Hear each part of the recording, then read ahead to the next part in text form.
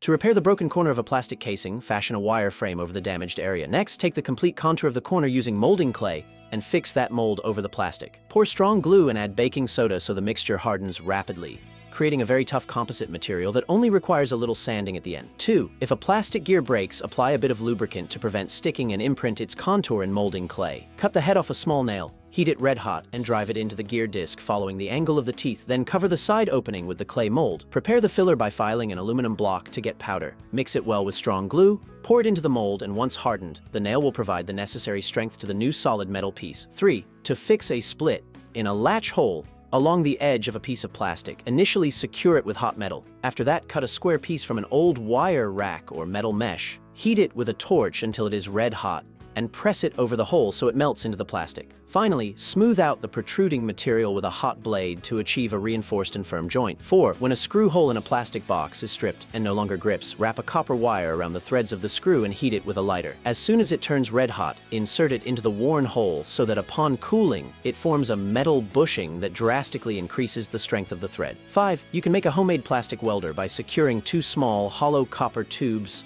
to a windproof lighter with electrical tape. Then, bend a wire into a hump shape.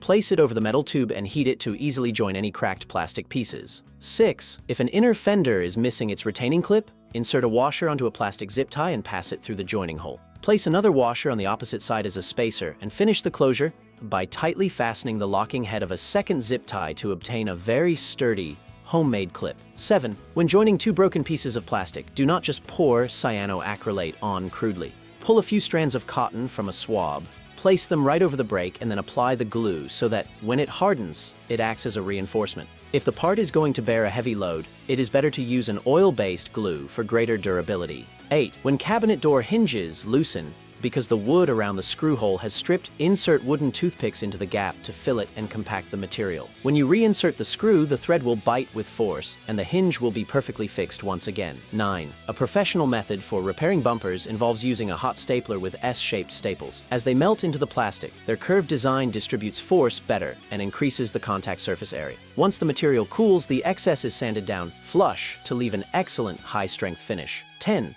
If you need to repair very thin plastic where staples cannot be used, attach a blade to a soldering iron and cut a square hole in the damaged area. Use a piece of PVC pipe, softened with a heat gun as a patch. Trim it to the exact size of the contour, fit it into place,